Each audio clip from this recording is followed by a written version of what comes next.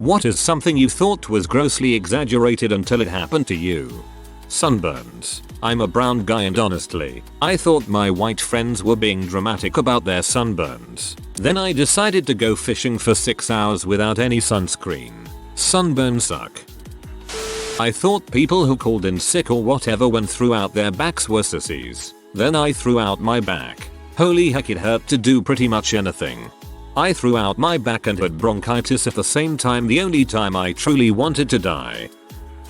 Insomnia. Not being able to sleep is freaking maddening. When I was younger, I thought there was no way this could actually be a serious problem. I was wrong. Welcome to my world. What is even worse is if your sleep's totally fine. Ugh. Watching someone else sleep like a little lamb while you are exhausted and still awake is infuriating. Black ice. I had a suspicion it was mostly something people blamed for careless driving. Then I finally ran into some. Didn't crash or anything, but honestly though my brakes had failed until I parked, stepped out of the car, and nearly fell from the slipperiness. Falling in love. Lemony Snicket sums it up perfectly. One of the remarkable things about love is that, despite very irritating people writing poems and songs about how pleasant it is, it really is quite pleasant. The day some sappy love song comes on and you're like, yeah, I get what they're talking about. Sleep paralysis. Sleep paralysis is the worst. The first time it happened to me, I had no clue what was going on and I remember thinking I was dead. And I remember trying to scream, but couldn't. And the more I struggled to scream, the worse it felt. I have had it happen a few times since then, and since I now know what it is, I honestly just lay there until it passes. My sister was in a car accident over 15 years ago and still freaks out when a car gets too close. I thought it was just her being stupid until I was hit by a drunk driver. Now whenever I am a passenger I get really nervous and freak out if someone doesn't look like they're going to stop or like they're going to hit us. Me too, man. It amazes me how casually people drive their cars, like they're not death machines. There are many people I refuse to let drive me anywhere, and don't you even think about texting and driving with me in the car. How loud guns are. I knew intellectually that they were noisy, but unconsciously assumed they were at movie or video game volume. Went to a firing range and shot a variety of them. Even with ear protection they still feel overpoweringly loud, and it's as clear as day you'd damage your hearing if you fired them without taking any safety precautions. Can't look at most movie gunfights the same again. Indoor ranges are loud as heck. A panic attack. The movies show it as an almost humorous exaggeration of the severity, or so I thought, and then when it happened to me I realized they are absolutely horrible. The worst is the fear of having panic attacks. I just went to therapy for this because I started isolating myself. I've almost had panic attacks solely from the fear of having panic attacks. Bad period cramps. For those who do not know, cramps can vary in pain level with age. When I was younger, I thought I just had awesome pain tolerance or that cramps weren't really that bad, as I have had a lot of painful experiences, broken bones, chronic migraines, tears, sprains, strains, slips, the lot, and been okay. Then it all went to heck. For one day a month, I am in literally too much pain to stand up straight. I have to stamp my feet on the floor to keep from crying out if I'm for some reason able to get myself vertical and my feet to the floor. If I'm lucky enough to have the day off, I curl up around the toilet and just cry because I'm in so much pain I want to throw up, but since throwing up won't make me feel better I just lay there hugging Ralph the big white phone for moral support. It's so painful I can't think. It's easily at the same pain level as a bad migraine or throwing my back out, both of which I've experienced. Holy frick. OW. If you haven't already, talk to your doctor. I've been prescribed medication for my cramps. Tonic water, Gatorade, and bananas also help with cramps. Putting down a pet. I held my best friend of 13 years' head in my hands as he slowly slipped away from me. It's been weeks, and I still can't get past it. I have lost people I am close to, and it didn't touch how hard this was. He wasn't just a dog. He was a family member, my cuddle buddy who slept in my bed with me every night from the time he was a puppy. I don't want another dog ever again. I just want my boy back. I would give up anything I have or ever will have to have him back. I miss you, and I love you, Link. Abuse in a relationship. I always got mad at my cousin for not leaving an abusive guy and then got into an abusive relationship and it was really hard to get out. Alcoholism. I'm going through withdrawal now and some days I just cry for no reason. Some days I feel so happy and content. The pain of getting cheated on. Consequently, realizing you can't trust a person who you've given your heart to. I thought it was so dramatic and a call for attention when I heard other people complain about relationship problems. Little did I realize it was literally like a knife stabbing you in the chest. When I found out my ex was cheating on me and got one of the girls, there were multiple girls, pregnant, I literally collapsed on the floor in the middle of my dorm room. I have never and will never bawl again like I did then. I cried every day, multiple times a day. People would say the usual hey how are you and I would lose it. Never have experienced pain like that. Texas. I'm being a smartass but I'm also being truthful. I've lived in a number of different places because I was a military brat and a vagabond and I've encountered a hell of a number of different people. As an adult, moving to Texas surprised me. I thought I'd find it had been exaggerated, but the appetites, the personalities, the pride, all of it are bigger in Texas. They freaking love their state. And don't you forget it. The pain you feel when, and after, eating a ghost pepper. I thought people on YouTube were just exaggerating to get views. I have an Indian flatmate who cooks with those. She must be immune because the other day, I came in after work and suddenly it was like I had walked into a cloud of napalm. I was on my knees coughing and crying, and she just looked down from the pan and rolled her eyes. It's not that bad. I thought I was going to die. Obsessive compulsive disorder. I remember as a kid watching one of those MTV True Life documentaries about people with OCD and thinking how ridiculous it was. I mean, why can't these people just not wash their hands 50 times a day? Why can't they just lock the door once and be done with it? A few years later when I was around 16 I started to develop some strange habits. For instance, if I heard even just 1 second of any song on my iPod I would have to listen to the rest of the song in its entirety, down to the last second. So if said song ended and I didn't get my iPod paused before the next song started I would then have to listen to that song in its entirety. These were the first signs of horrible things to come. Over the next 5 years or so my OCD manifested itself into almost every facet of my life in different ways. The compulsions would get more and more complex to the point where I would spend hours trying to fix it. Life was miserable and every day was a challenge. I could go on all day about the different compulsions and manifestations but this is already the longest post I've ever made. I did get better for the most part. It's not ruining my life anymore and it's pretty dormant most of the time but every now and then it creeps up and tries to bite me. I've learned to fight it pretty well though. TLDR. OCD sucks. Kidney stones. I thought my dad was just being a grumpy grumpster when he had them. Nope. Kidney stones are little bits of your remaining life force that have crystallized and must travel through tubes meant for liquid, not for sharp stones, and then out of the most sensitive part of your body. I was a grumpy grumpster that day. Not to me, but to a very close friend. Date rape. She simply wasn't the same person anymore. She went into a shell and refused to even seek help. It took almost 2 years of convincing to take her to a therapist, and 3 years after that for her to, almost, come back to her old self. But even now, she refuses to trust men. Your good friend. Getting a bad, like 2nd third-degree burn. I've broken 3 bones, gotten a multitude of concussions, had surgery, and much more. But when I got 2nd and 3rd-degree burns on my chest, nothing compared. The pain is unending and you can't escape it. Restless leg syndrome for me. Thank God I don't suffer from it but I was taking some meds and it was one of the side effects. It's a strange and horrible feelings. Cyberbullying.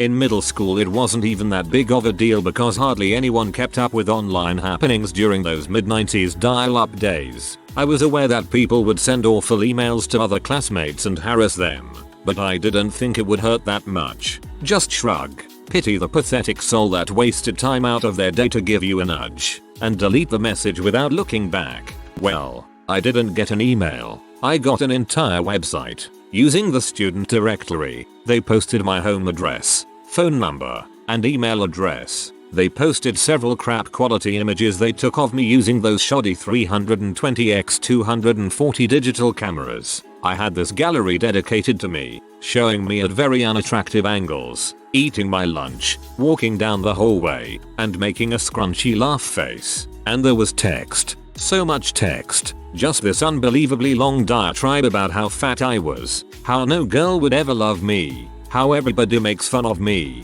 and how much a worthless piece of carbon-based crap I was. My friends discovered the website when an anonymous email circulated through the student body. They tried to address it to people who weren't in my circle, but some of them did approach me to tell me that this website existed. That's what gets me. It's a website. He actually purchased and set up his own web domain to host this stuff. And it hurt reading all this stuff. It hurt seeing this getting sent to so many people. And while I was grateful to have some friends tell me about it, not everyone did, and nobody tried to assure me the things the website said were completely false. How was I supposed to know people didn't make fun of me or not? Was I really that hated, that toxic, that people would dedicate an entire week stalking me, taking photos, writing articles, and hosting a website exclusively about me? That's what hurts the most about cyberbullying, and something that I haven't been able to shake since. Cyberbullying doesn't make the victim feel like a victim.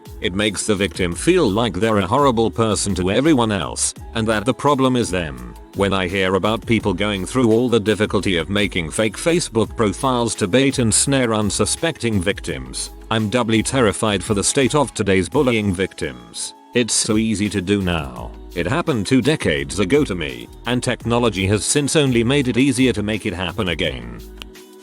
Freaking depression, yo. Just a few years ago, I would never have considered depression a serious illness on par with anything physical. When I heard depression, I would think, why can't people who suffer from it just go out and be merry and make themselves happy? Well, my friends, since then I have started grad school, moved to a new city, and I have sunk into a deep depression.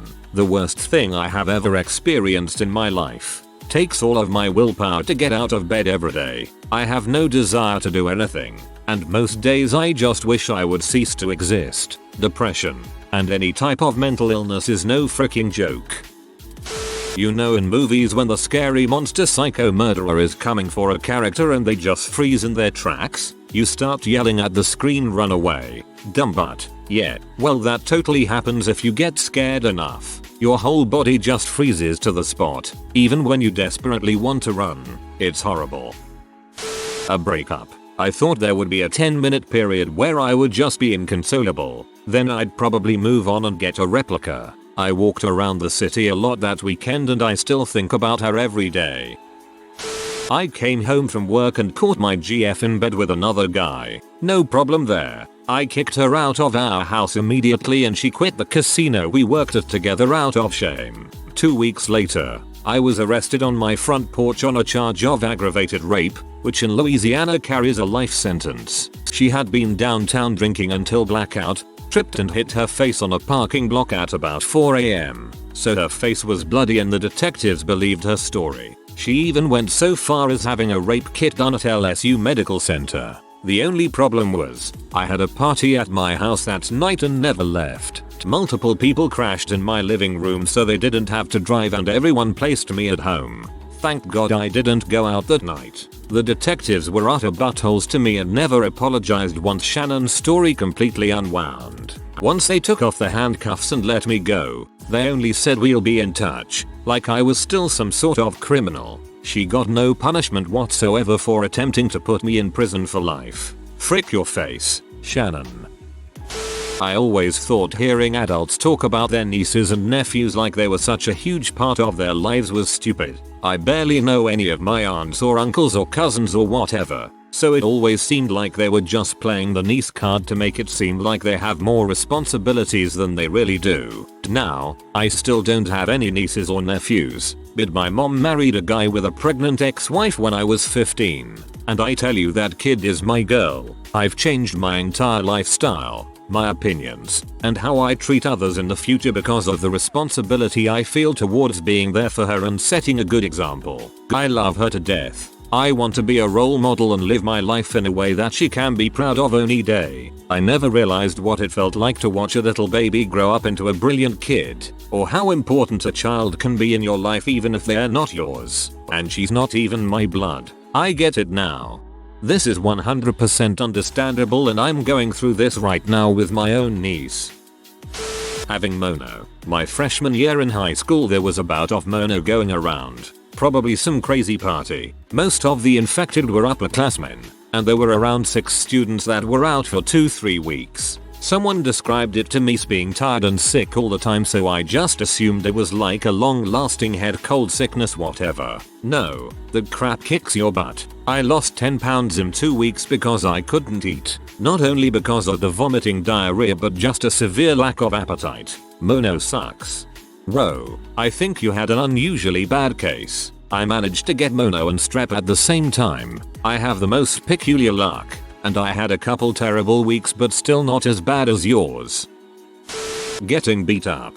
I went to a club with my guy friend. We were very close, but the club was letting guys and girls in at separate lines, so I waited in line with a friend of his friend. She got nasty and bitchy to some girls who cut us in line, so when we got inside the club they tried to beat her up. I got in the middle, of course, trying to prevent it, but she ended up running away and I got beat up on the floor by a group of girls for that dumbie. To be honest, they looked really ghetto and I had no idea if while I was on the ground face down getting beat up, they would pull out a knife or something. Death went through my mind during those long few minutes. The worst part was that everyone around us just watched, not knowing that I had done nothing to deserve it. It was terrible and a lot more traumatizing than I could ever have imagined. Still one of the worst nights of my life. Sigh. Definitely, I got jumped by 4 or 5 dudes when I was about 16. I think that experience has had a pretty significant effect on me, even almost 20 years later. How quickly fires go from a small spark to full-on lethal. First day of classes last semester. Wanted to start it off right, so I was cooking steaks for my girlfriend and myself. We cracked open some beers, sat on the couch, and waited for the potatoes in our new microwave. First thing I noticed was the sound. It was an evil, hissing sound. I looked up at the kitchen, and smoke was pouring out of the microwave's vent. Cue 20 seconds of repeating "that's a fricking fire." Smoke was being produced at an alarming rate. It was already getting hard to breathe just 1 minute after it started. Girlfriend started trying to get the fire extinguisher, which was latched onto the wall in the pantry, but was too panicked to get it off. Cue my turn. 2 minutes after the fire started, visibility is very low. Too low for me to see the latching mechanism of the fire extinguisher. I am breathing smoke now. I panickedly start trying to rip the fire extinguisher, latch and all, off the wall. No dice. I fumble around and eventually manage to free it. Cue the shock. 3 minutes after the fire started. Living room and kitchen have zero visibility. Breathing hurts badly. I am in shock. Holding the fire extinguisher. I try to read the label. I read the steps out loud. 1. Pull the pin. 2. Stand 3-5 feet away from flames, pointing nozzle towards base of flames. 3. Squeeze handle. I repeat them 4 times. The information is not getting to my brain. I start muttering phrases. Electrical fire, pull the pin, call the fire department, squeeze the trigger, cue squeezing the trigger. The fire was eventually put out. The fire department showed up in only 10-15 minutes after we called them. I was inside of the apartment for at the most just 5 minutes, and in that time I was dangerously close to passing out from excessive smoke inhalation. Few more minutes would have been death. I recommend that everyone make sure they know the location of their fire extinguishers and nearest fire escapes and exits. Try to always have a plan for every situation, because just a minute too slow exiting a situation can mean the difference between life and death. The whole your metabolism will catch up with you too. As a kid, I ate and was stick thin. Everyone warned me and I laughed them off. Needless to say, I just lost 50 pounds. I think mine caught up with me when I was born. Falling down on ice like in movies. I thought it was complete bull crap. How one leg goes flying up in the air and your butt smashes into the ground. I was actually talking to my neighbor about it while shoveling my driveway. Then I slipped just like the movies. Marine Corps boot camp. Actually, movies usually tone it down and it is still seeming exaggerated. The only way I got through was to live each day as its own. There is no tomorrow, no yesterday. Ear infection. My brother was very prone to them when he was small and I figured he was just being a big baby until I got one. Dengue fever. Honestly don't understand how there aren't more deaths to this every year in the impoverished Latin American countries. I suppose it's possible I had one of the more severe strains of it though. Could not eat for 13 days. Could not ingest even water for 10. Had to sit on the toilet about 5 seconds after ingesting anything at that point. The first 3 days, had the worst fever combined with the worst headaches I've ever experienced. Didn't sleep for any of that time. The time I decided I had to go to the hospital was after my fever got so high that I blacked out and had a lucid dream that my friend and our host, this was during a month-long trip to Puerto Rico, wheeled me on a cart, basically a gurney, through a local street party just stuffing food in my mouth. Woke up the next morning like WTF, where did all that time go? I only blacked out like 5 minutes ago, then discovered that I could no longer ingest even water. Our class leader helped me to the hospital, had to walk about 2 miles with this horrible fever pain and ride the monorail. By the time I got there, they were asking me to fill out forms but I was shaking so hard from the chills, even though it was almost 100 degrees out, and feeling almost delusional that they just admitted me right then. Spent the next week in the hospital on an IV watching Sports Center for probably over 100 hours lol. Some of the highlights of the hospital stay. The first 2 nights my blood had to be taken every hour for monitoring purposes. Luckily I have huge veins. The 3rd day, the doctors all came in wearing masks and told me that my white blood cell count was almost 0 and closer monitoring was required. The 5th day the doctors told me that my liver activity was outrageously high. I don't remember what this meant, or what the measurement for it was. I guess the good news is that it's a fantastic diet. I lost 15-20 pounds during those 13 days. TLDR. Dengue fever is freaking terrible. 11/10 would not want again. Being harassed by an internet hate squad. People might say, oh, it's just words. But when someone summons a hate squad pointed at you, it's freaking traumatizing. Domestic abuse. I always thought that only weak-willed people got themselves into situations like that. Now I realize the level of mental, social and economic manipulation that happens outside of any physical altercations. It's brainwashing until you've been alienated from everyone else in your life. You feel like you rely on that one person for everything. And your sense of reality and perception is so challenged and twisted that you don't even know what to believe anymore. So you accept the truth as it is told to you. You begin to believe that you're the crazy one.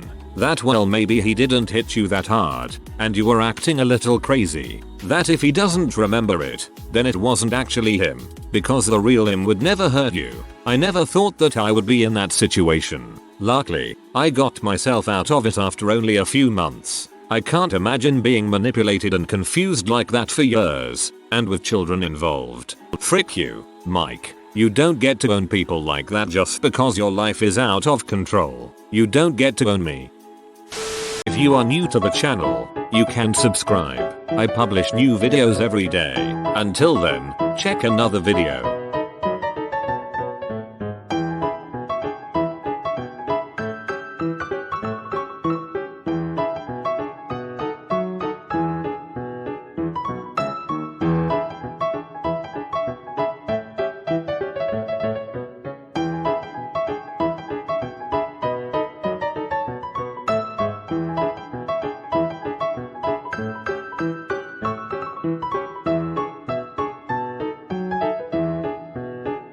Bye for now.